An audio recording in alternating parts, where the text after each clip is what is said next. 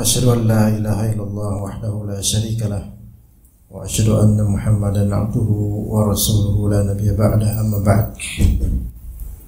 Insyaallah kita lanjutkan kajian kitab Kifayatul Akhyar fi Halli Ghayatul Ikhtisar karya Syekh Taqiyuddin Al-Hisni Asy-Syafi'i rahimahullah. Masih di pembahasan niatan dalam salat. Beliau rahimahullah ta'ala berkata, wa'lam anna niyata fi jami'il ibadati mu'tabaratun bil qalb. Ketahuilah bahwasanya niatan di seluruh ibadah itu teranggapnya dengan qalbu, yaitu apa yang tersirat di qalbu itu yang menjadikan suatu amalan sah sebagai amalan yang diniatkan. Adapun yang tersuratkan di lisan, maka sebagian ulama mengatakan itu hanya sebagai pelengkap, penyempurna atau penerjemah qalbu, yang kalau lisannya salah dalam mengucapkan niat, maka ibrahnya adalah di hatinya. Misal seseorang dia beranggapan bahwa saya melafalkan niat salat itu suatu hal yang dianjurkan atau bahkan baginya suatu hal yang harus, sebagaimana banyak dari kaum muslimin Indonesia. Dia mau salat zuhur, di kalbunya tahu bahwasanya dia mau salat zuhur 4 rakaat. Namun karena mungkin kurang fasih, kurang paham bahasa Arab, maka dia bilang misal nawaitu usalli salat az-zuhri rak'atan atau rak'atain. Saya meniatkan salat zuhur 2 rakaat. Maka ini pelafalannya salah. Kalau salat zuhur itu 4 rakaat. Dan kalau di qalbunya tahu bahwasanya salat zuhurnya dia 4 rakaat, ya khalas, berarti sah amalannya salat zuhur. Ini terlepas dari kontroversi masalah pelafalan niat itu bid'ah atau tidak. Dalam mazhab Syafi'i itu sesuatu yang dianjurkan. Namun yang saya lebih condong pada pendapat yang berseberangan dengan ini, bahwasanya justru melafalkan niat itu suatu kebid'ahan dan tidak ada contoh dalam Islam.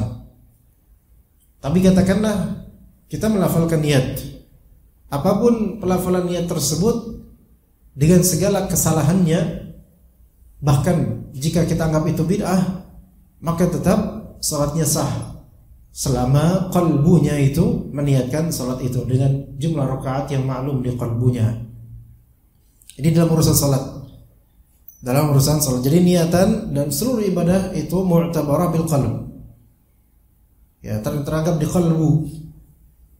Misal lainnya di selain salat. Ya, misal lainnya di selain salat. Misal antum menunaikan zakat.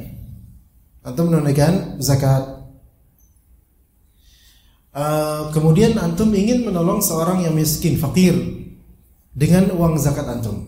Sudah sampai haul dan nisabnya sampai, maka antum punya dana untuk salurkan zakat kisaran misal 2 juta. Kemudian antum datangi rumah orang fakir tersebut, namun antum tahu orang fakir ini dia tidak mau dianggap fakir. Dia tidak mau dianggap fakir. Maka kemudian antum kasih 2 juta ini. Si fakir ini bertanya ke antum, maaf Pak, ini dalam rangka apa ya tumben ngasih saya ya? Kalau antum bilang ini zakat, kemungkinan dia tidak mau menerima karena dia merasa dirinya dianggap fakir. Maka antum bilang, enggak, ini saya cuma ngasih hadiah. Tentu hadiah jauh dengan zakat. Beda jauh. Hadiah beda dengan zakat. Apakah ini sah sebagai zakat atau tidak? Sah sebagai zakat. Kenapa? Karena di hati antum niatannya zakat. Dan pelafalan ini sebagai hadiah itu bukan dalam rangka, bahkan bukan dalam rangka menjabarkan niat, melainkan untuk meringankan kalbunya supaya menerima zakat ini. Karena kalau saya bilang ini zakat, dia aduh jangan deh, saya bukan orang yang berhak. Atau ada beberapa orang fakir yang memang dia mungkin saking bukan gengsi tetapi merasa ada yang lebih fakir darinya, sehingga udah nggak usah kasih ke saya zakat, jangan ada yang lebih membutuhkan, jangan ke saya. Nah, antum nggak mau seperti itu terjadi, maka kelas kasih ini ya. Dan kalau bisa jangan dari awal bilang ini hadiah Pak, melainkan tunggu dia nanya. Kalau dia nanya ini apa nih, kasih tahu ini hadiah ya, tapi di hati maksudnya adalah zakatnya. Maka ini sah sebagai zakat ya, sah sebagai zakat. Ini untuk ibadah. Nah, baik. Untuk akad muamalat juga ada kaidah ya, al-ibratu bil ma'ani la bil mabani. Al-ibratu bil ma'ani la bil mabani. Ibrah dalam akad muamalah itu dengan maksud, bukan dengan lafal. Artinya kalau maksudnya adalah ini, maka apalah arti lafal? Yang terpenting maksudnya. Itu dalam masalah muamalah. Namun dalam masalah qada, pengadilan, maka ibrahnya adalah di lafal dan bukti, bukan di makna dan maksud. Karena hakim pengadilan itu tidak menelaah hati orang. Karena di sini hakimnya bukan Allah Azza wa Jalla, tentu hakim yang sejatinya Allah. Tapi di sini pengadilan di keduniaan hakimnya manusia, yang manusia itu hanya melihat apa yang zahir. Melihat apa yang zahir. Anda kasih contoh ikhwan. Masalah-masalah berkaitan dengan wakaf. Masalah-masalah berkaitan dengan wakaf. Misal, wakaf. Seseorang misal mewakafkan rumah ini dan bangunan rumah ini dan tanahnya untuk dibangun madrasah. Untuk dibangun madrasah. Ya, dibangun madrasah. Baik. Atau bahkan dibangun masjid misalnya. Oke, baik. Dibangun masjid atau madrasah. Atau masjid dan madrasah, itu semua wakaf. Jadi pemilik tanah dan pemilik bangunan itu mewakafkan di kalbunya, bahkan di lisannya. Namun akte yang bisa didapat hanya akte hibah untuk yayasan.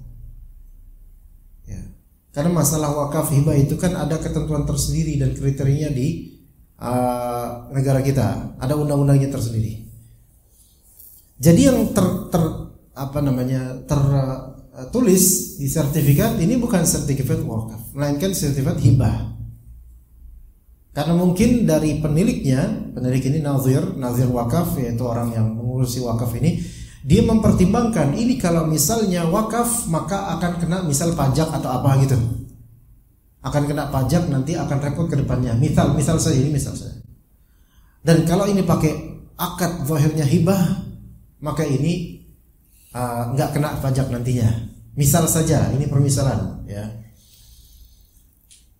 Kemudian di suatu tahun terjadi cekcok antara pihak yayasan dengan pihak pengurus sekolah atau DKM masjid dan seterusnya, ada cekcok. Ya, mungkin perebutan lahan atau semisalnya, namanya dunia lah. Betapa banyak yang terjadi. Dan akhirnya masing-masing mereka mengangkat perkara ini ke hukum. Nah, pengadilan ketika melihat akad-akad ini tidak bisa melihat dan menelisik isi hati dari pewakaf, apalagi kalau udah meninggal. Nggak bisa. Pihak yayasan atau pihak DKM atau pengurus sekolah, mereka merasa ini bukan wakaf, dan mereka bisa menyebutkan buktinya dan membawa alat bukti dan barang bukti berupa sertifikat bukan wakaf, melainkan sertifikat hibah. Hibah itu pemberian saja, bukan suatu wakaf, sehingga konsekuensinya berbeda. Sementara kan kalau wakaf kan itu kan berarti nggak bisa dialihfungsikan dan harus sesuai dengan apa yang diinginkan pewakaf. Tapi kalau hibah itu kan namanya pemberian, berarti bisa dialihfungsikan. Nah, pihak sekolah ini ada yang pengen mengalihfungsikan sekolah ini dan tanah ini menjadi hal lain. Nah, tapi ternyata pihak yayasan yang merupakan keluarga pewakaf itu ngotot. Enggak, ini adalah wakaf. Ya, pengadilan bilang buktinya mana? Saksinya mana? Nah, susah dapat saksi. Padahal sejatinya secara syar'i tanah dan bangunan ini wakaf atau bukan? Wakaf. Yang dimenangkan oleh pengadilan kemudian siapa? DKM dan pengurus sekolah yang menjadikan ini sebagai hibah karena melihat dari zahir apa? Yaitu sertifikat. Ini hibah. Secara dunia menang mereka, tapi secara akhirat mereka akan mendapatkan konsekuensi berat karena memalsukan. Dan hakim dosa nggak di sini? Ya enggak. Hakim namanya hakim hanya melihat alat bukti. Jadi ikhwan sekalian, di pengadilan itu enggak semua orang yang divonis bersalah itu murni bersalah. Dan hakim walaupun keputusannya salah secara syar'i tapi tidak dianggap salah secara hukum syar'i, yaitu secara dosa atau pahala, enggak. Hakim hanya menjalankan tugas, kecuali kalau misalnya hakim ini memang tidak mengindahkan bukti-bukti, mengignore padahal udah jelas, atau masuk angin. Nah ini beda lagi. Ini udah masuknya beda lagi hukumnya, syariatnya.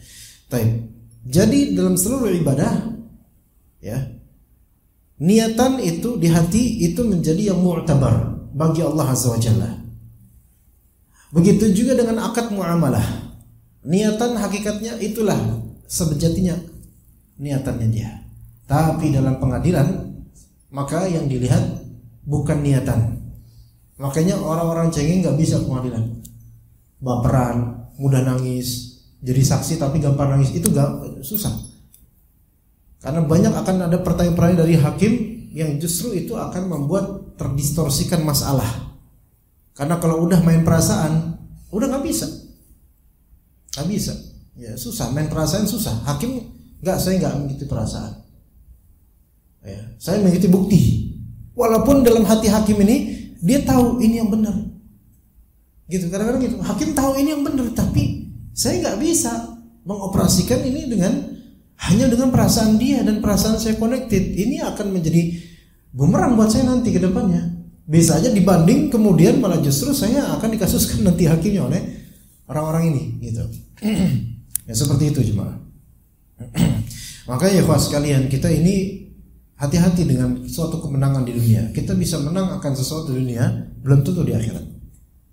Dan bagi yang kalah di dunia, namun dia tahu dia berhak untuk mendapatkan kemenangan, atau dia punya hak yang dirampas tapi dia kalah, maka boleh kalah di dunia. Nah, ada akhirat yang lebih detail dari Allah Azza wa Jalla. Ya, kita harus hati-hati dan juga jangan putus asa. Kemudian fala yakfi nutqul lisani ma'a ghaflatil qalbi. Tidak cukup pelafalan lisan, pelafalan lidah dengan lalainya hati. Ya. Kalau melafalkan sesuatu tapi hati itu lalai, maka ini tidak cukup sebagai suatu amalan, tidak cukup bahkan sebagai suatu niat. Ya. Gimana contohnya? Bahkan dalam ibadah pada umumnya, bukan hanya niatan ibadah lidah, ibadah lisan, zikir. Seseorang istighfar tapi hatinya lalai, maka ini tidak berbekas istighfarnya. Tidak berbekas istighfarnya. Karena istighfar itu doa. Dan Nabi SAW mengatakan bahwasanya wala yaqbalullahu du'aan min qalbin ghafilin lahin. Allah Subhanahu wa taala tidak menerima doa dari kalbu yang lalai dan tidak ngerti apa yang dia ucapkan dari doa. Orangnya doa betul doa, tapi kalbunya itu entah enggak ngerti, entah emang lalai. Ya. Atau dia cuma amin-amin doang dan dia enggak ngerti apa yang diucapkan imam atau khatib atau pendoa. Dan ini banyak terjadi di Indonesia. Amin, amin, enggak tahu dia ngomong apa. Amin aja, penting bahasa Arab. Ini enggak diterima. Gimana itu? Bahkan yang mendoakan sendiri itu kadang-kadang juga pendoa, yaitu yang baca doa, itu kadang-kadang ghafil, lalai. Dia bahkan dia enggak ngerti apa yang dia baca. Bacaan-bacaan di majelis ta'lim ibu-ibu misalnya, itu yang penting baca aja. Ngerti kagak? Ini gimana? Enggak diterima ini. Enggak dijawab oleh Allah Azza wa Jalla. Ya. Maka tidak cukup lisan dengan kalbu yang lalai. Nah, sekarang masalahnya begini, istighfar. Kan hal-hal yang di antara penyebab terhapusnya gugurnya dosa itu ada 4. Pertama, taubat, itu jelas. 2, istighfar. Ketiga, amal-amal soleh yang menggugurkan dosa. Dan yang keempat, musibah. Itu semua penggugur dosa kita. Ya, kita sekarang masalah istighfar.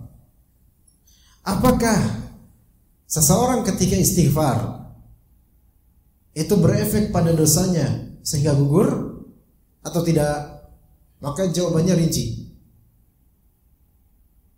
Jika istighfarnya dia hanya spontanitas,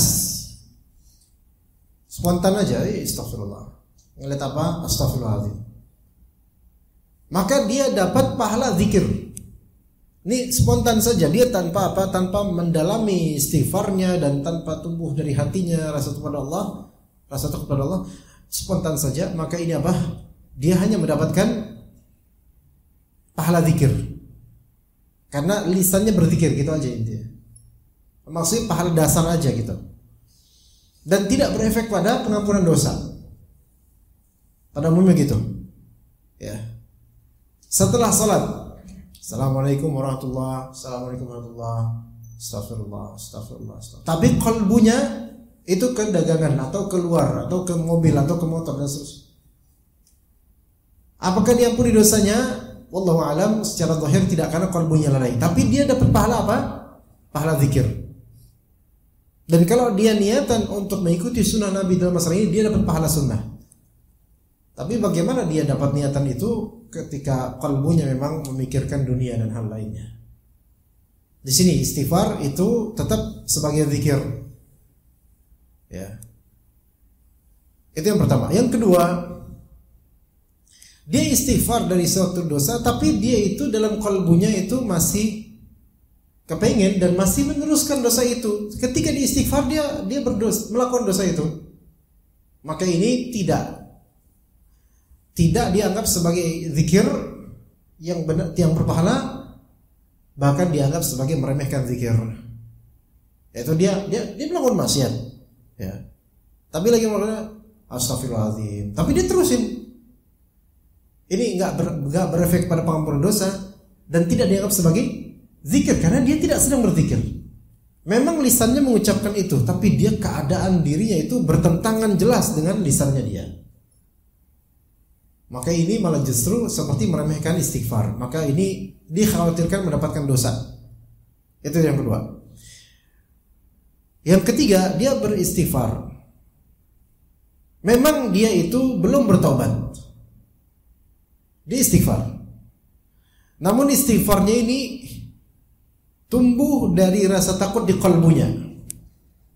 Tumbuh dari rasa takut di kalbunya. Nabi'un minal khasyah fi qalbih. Tumbuh istighfar ini dari rasa takut di kalbunya. Memang dia belum taubat dan belum berazam untuk meninggalkan maksiat tersebut, tapi dia tidak sedang maksiat. Dia habis maksiat terus istighfar, merasa takut pada Allah, tapi belum berazam untuk meninggalkan maksiat, berarti belum taubat. Maka kata para ulama, istighfar yang seperti ini, istighfar yang tumbuh dari rasa takut pada Allah, itu berefek pada dosa. Berefek pada dosa. Gitu. Walaupun dia masih memegang dosa itu, walaupun dia belum berazam untuk bertaubat, maka berefek pada dosanya. Ini contoh, antum misalnya umrah atau haji, umrah atau haji. Kemudian saking senangnya ke Madinah, ke Makkah, ke Masjidil Haram, Masjidil Nabawi, kemudian mengisi waktu sebelum subuh, udah tumben-tumbenan ke masjid sebelum subuh. Itu betapa banyaknya kaum muslimin seperti itu. Kalau di Masjidil Haram, Masjidil Nabawi, dari hotel sebelum subuh udah bisa di masjid. Pas ke Indonesia balik lagi kembali ke sarangnya, gitu kan? Dia saking mendalami dan bersyukur bisa menjalani ini, dia umrahnya, dia pun istighfar karena dia tahu bahwasanya sebelum waktu subuh Allah dan Rasul menganjurkan untuk istighfar. Astagfirullahaladzim, astagfirullahaladzim, astagfirullah. Dan tumbuh rasa takut di kalbunya. Dia teringat dosa-dosa dia. waktu di Indonesia gitu, lihat dosa-dosanya, dia teriak astagfirullahaladzim, astagfirullahaladzim. Tapi dia belum berazam untuk taubat nantinya, belum. Hanya dia ada penyesalan, ada minta ampun sama Allah, tapi dia ya sebenarnya masih pengen gitu. Maka karena ini tumbuh karena rasa syukur dan takut pada Allah, maka berefek pada dosanya, dihapus dosanya. Kecuali dosa besar. Kecuali dosa besar. Kalau dosa besar harus dengan taubat. Taib. Jadi tidak cukup lisan mengucapkan dengan lalainya qalbu. Ya. Na'am la tadurru mukhalafatul lisani kaman qasada biqalbihi adh-dhuhra wa jaru 'ala lisanihi al-'asr fa innaha tan'aqidu dhuhruh. Iya, tidak bedanya lidah dengan qalbu itu tidak masalah. Seperti orang yang meniatkan dengan qalbunya meniatkan salat zuhur tapi lisannya mengucapkan salat asar, maka ini sah sebagai salat zuhur, sah sebagai salat zuhur. Begitu juga dengan masalah yang bukan merupakan ibadah, tapi masalah berkaitan dengan penghangusan akad atau pelepasan akad, misal talak, talak ya, menceraikan dengan lafal ya, atau dengan tulisan, atau dengan isyarat bagi yang tidak bisa mengucapkan atau menulis. Talak itu kan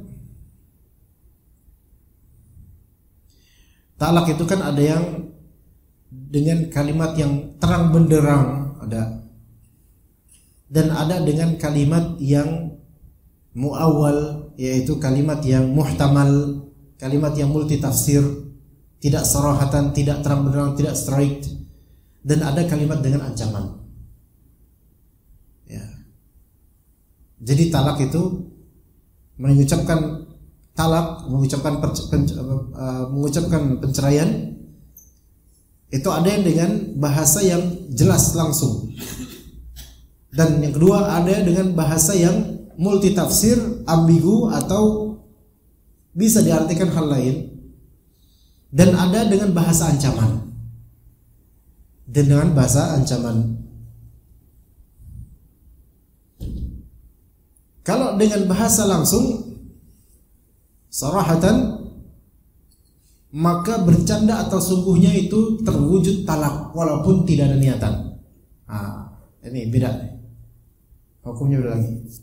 Kalau dengan bahasa yang straight, langsung, maksudnya langsung ini bahasanya, bukan langsung ke orangnya, gak mesti langsung ke orangnya, tapi dengan bahasanya langsung, maka ini terjadi apa? Talak dalam keadaan sadar, walaupun bercanda, walaupun tidak bermaksud talak, tapi lafal yang diucapkan talak. Ya, hati-hati itu. Kalau ngomong langsung ke istrinya, udah, saya ceraikan kamu. Ya, terjadi. Walau itu bercanda. Ya. Ini kalimat langsung. Atau kalimat langsung tapi tidak langsung ke orangnya, baik dengan perantara atau antum mengucapkan ini ke orang lain dengan lafal mentalak istri antum, misal antum bilang ke istri antum, bilang ke teman kerja misalnya, atau bilang ke perempuan yang antum pengen nikahi untuk berikutnya, tapi perempuan itu tidak mau jadi madu, melainkan mau jadi the only one. Maka antum bilang ke dia dengan tegaknya, ya sudah, saya pokoknya tetap pengen sama kamu. Sekarang saya ceraikan istri saya, misal. Ini bukan bercanda, walaupun bercanda. Dia ngomong ke perempuan lain ini, supaya kamu mau saya, ya udah, sekarang nih lihat kalimat saya ceraikan istri saya. Gitu. Habis saya ceraikan istri saya, bercanda gitu. Maka ini menjadi petunjuk dia menceraikan istrinya, sah, walaupun niatan di hatinya bercanda. Enggak, saya bercanda kok. Enggak, ini udah sah, terjadi cerai. Si perempuan ini ternyata dari tadi ngobrol dia nge-record pakai handphonenya. Jadi perempuan ini mancing-mancing. Pas di-record bahkan di videoin, ternyata udah ada kamera tersembunyi gitu. Ini niat banget. Maka kemudian dilaporkan ke istrinya. Mbak, maaf nih, saya telah merekord ini. Lihat muka suami mbak. Dia telah menceraikan Anda dengan lafal sarahatan, lafal sharih namanya. Maka terjadi cerai secara syariat. Suami nggak tahu. Kalau dibegitukan, pulang ke rumah istri udah nggak ada di rumah dan pindah ke rumah ibunya. Loh, kemana kamu? Udah di rumah ibunya. Kok kesana? Kan kamu udah menceraikan saya. Istrinya salah.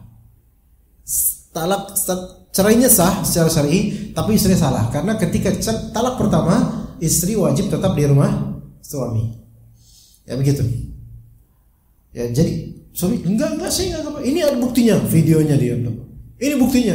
Ini audionya. Ini muka kamu kan, muka Mas kan? Iya muka saya. Oh yang tadi wah si nama perempuan siapalah gitu. Si Fitri kurang ajar nih. Saya di prank ini. Enggak ada prank-prankan. Ditampakkan dalil bahwasanya ada 3 hal yang sungguhnya terjadi, bercandanya juga terjadi, di antaranya mengucapkan kalimat talak. Walaupun gak ada niatan. Itu kalau kalimatnya jelas talak. Model yang kedua, kalimat yang ambigu atau bersayap, muhtamal, tidak sharih, tidak straight.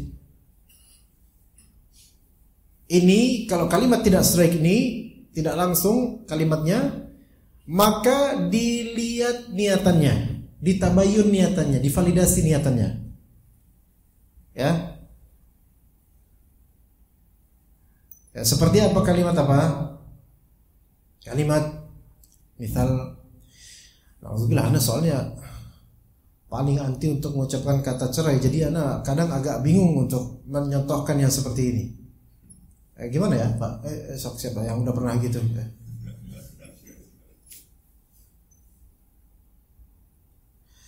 Misal, udah kamu pulang aja ke rumah ibumu. Nah ini kalimat ini. Udah kamu pulang aja ke rumah ibumu dalam kondisi marah. Ini kalimat muhtamal, kalimat yang multi tafsir.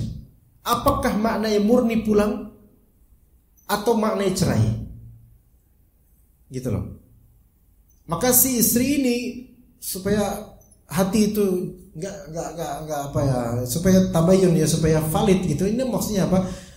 Maka perlu diminta penjelasan lagi. Mas, waktu itu sampean bilang, udah pulang aja kamu ke rumah ibumu. Ya. Itu apa maksudnya?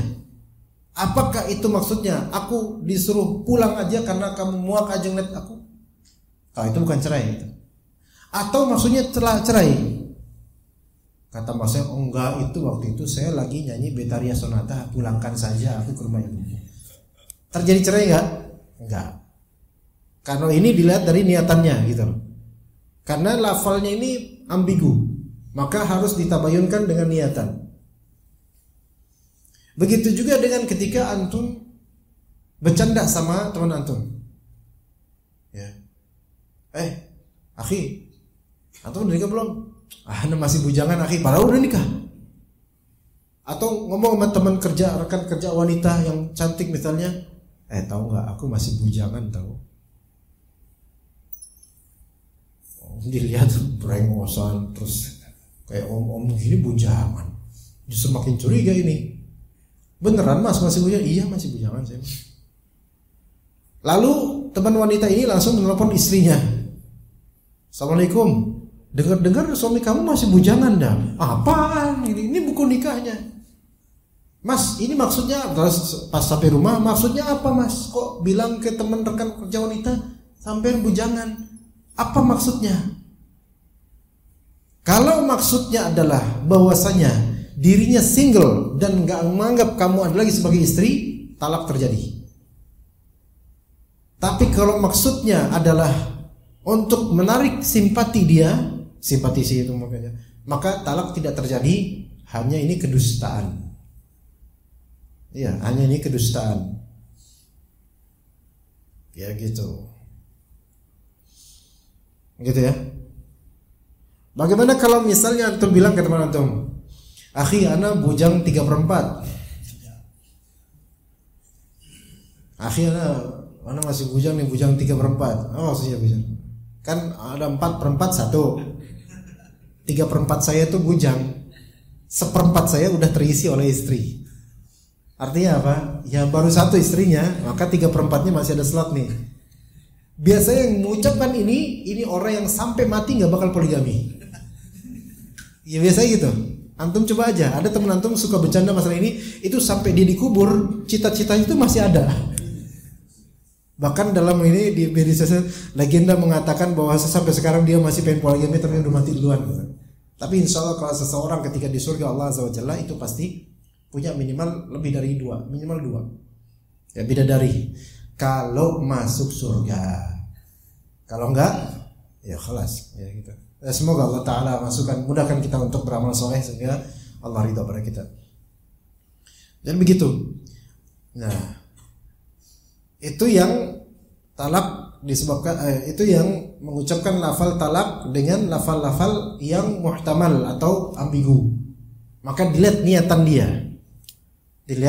dia. Taib. Kemudian kita lanjut aja ke kitab.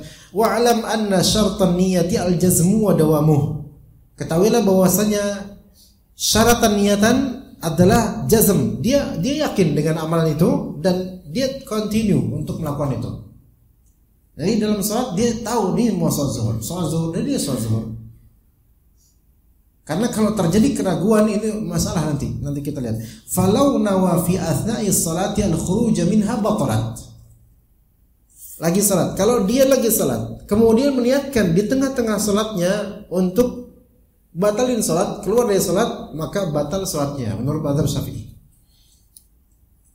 Ya gitu, hati-hati. Ya, jadi lagi salat, udah dia tadi udah niatan, tapi udahlah saya nggak salat lagi dah.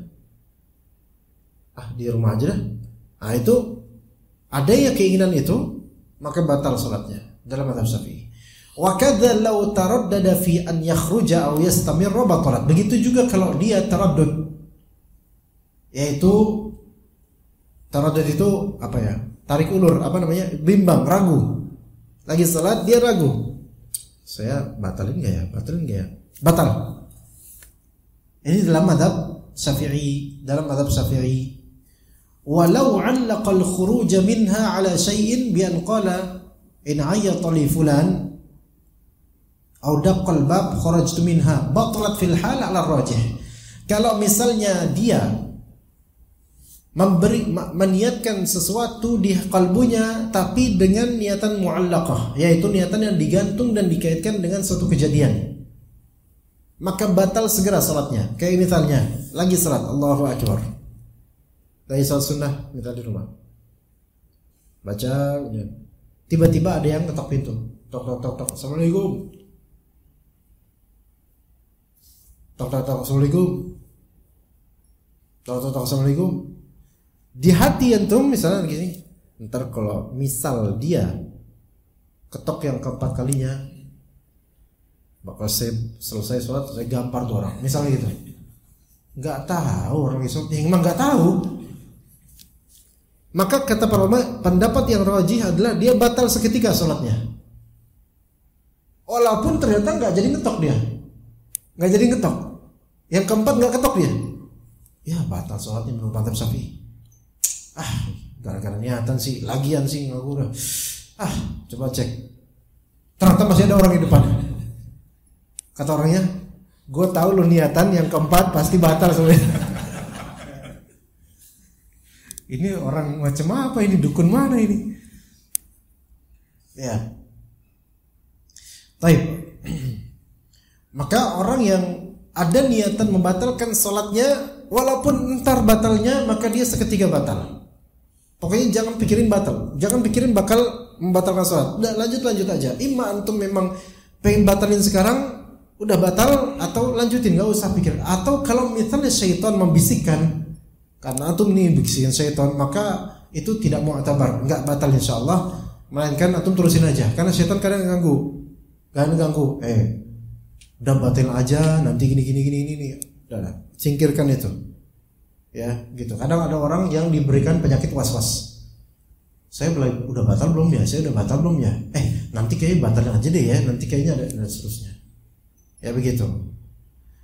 Nah, begitu juga misal dalam fikih Syafi'i ini ya, dalam fikih Syafi'i, kalau misal antum niatan membatalkan salat dengan suatu perbuatan, maka batal sekitar itu. Misal lagi salat berjamaah. Antum enggak ngerti fikihnya. Allahu akbar. Lagi salat berjamaah. Kemudian HP antum berbunyi, ringtone, ada yang telepon. Dan antum kira bahwasanya kalau misalnya antum matikan ini handphone, batal salat antum karena gerakan banyak. Antum kira begitu, antum kira batal. Maka antum niatkan, dah saya batalin dah salat saya. Kemudian matiin handphone. Maka salatnya batal enggak? Dalam mazhab salatnya batal karena ada niatan membatalkan salat. Walaupun saya beri maklumat bahwasanya antum tidak harus niatan membatalkan sholat kalau untuk mematikan ringtone handphone antum. Karena apa? Karena hajat sholat, hajat untuk supaya sholat antum terus dan tidak mengganggu orang. Maka boleh antum kemudian buka, walaupun buka tas, ya nunduk ke bawah terus buka tas, matikan, akhlas, matikan, begitu, ya, matikan, jangan diteruskan. Nah, seperti itu. Udah mau jam 1 ya kawan. Walau syakka fi salatihi hal ata bi kamalihi an-niyah aw tarakaha aw taraka ba'd syurutiha nazar. Ya, ini masalah tentang masalah keraguan dalam niatan dalam salat atau keluar keraguan di dalam salat. Itu nanti insyaallah akan kita bahas karena ini paragrafnya panjang, enggak bisa dibahas pada waktu yang sangat sempit ini. Jadi intinya adalah kita tadi dapat beberapa faedah dan kaidah. Dalam ibadah ibrahnya itu di niatan, bukan di pelafalan niat. Kalau lafal niatnya berseberangan dengan niatan, maka yang menjadi sah adalah sah niatannya dia. Dalam muamalat juga begitu. Akad jual beli, akad sewa jasa, sewa menyewa dan seterusnya. Ibrahnya adalah di apa? Di hakikat perbuatannya dan niatannya, bukan di teks dan lafalnya. Namun ketika itu sudah masuk ke dalam ranah pengadilan dan hukum pengadilan, maka ibrahnya adalah di data, fakta dan bukti, bukan di niatan lagi, ya gitu. Karena hakim kadang-kadang melihat misal ada orang KDRT, ya, saya ada cerita istri, ya, ketika suami megang kunci, ya, istri sengaja untuk memegang tangan suaminya kemudian memukulkan kuncinya itu ke dirinya, paham gak di sini? Sehingga luka. Kemudian melapor ke polisi, ya, melapor ke polisi karena luka ini, KDRT. Subhanallah, ada istri kayak gitu, ada istri orang jauh, ya. Maka kemudian, nah polisi kan hakim, maksudnya di sini bukan hakim dalam arti pengadilan, tapi polisi hanya melihat dari bukti yang terlihat, nggak melihat dari niatan, kecuali kalau ada videonya, gitu kan. Maka polisi hanya melihat, oh ini buktinya, bekas kunci. Ya, dan diperiksa oleh dokter juga, iya ini bekas goresan kunci, ini berdarah, tusukan kunci, betul. Ya. Padahal suaminya itu nggak ada maksud, suaminya menjelaskan demi Allah bahkan. Ya. Nah ini demi Allah saat ini juga boleh nanti ada sumpah ya dalam pengadilan. Saya ini tidak ada maksud untuk menyakiti dia, tapi pengadilan nggak bisa mengabulkan itu. Apa bukti Anda bahwa saya tidak maksud? Kalau bukti Anda hanya klaim semata, itu nggak bisa diterima karena bukti luka itu lebih diunggulkan. Ya. Saya ada video rekamannya, misalnya gitu. Ternyata rekamannya dilihat dari gerak-geriknya, oh iya ini istrinya yang dilihat dari bukti bukan dari niatan. Itu kalau di pengadilan. Makanya sekali lagi jemaah sekalian, tidak semua orang yang divonis negatif di pengadilan itu serta-merta bersalah 100%, belum tentu. Dan belum tentu juga yang dimenangkan itu berarti memang benar, belum tentu. Ya sebagaimana antum lebih tahu daripada ana soal ini. Ya kita cukup sampai sini insyaallah. Barakallahu fikum jami'an. Wa sallallahu ala nabiyyina Muhammad wa ala alihi wa sahbihi ajma'in. Subhanakallahumma bihamdika asyhadu an la ilaha illa anta astaghfiruka wa atubu ilaik. Wassalamualaikum warahmatullahi wabarakatuh.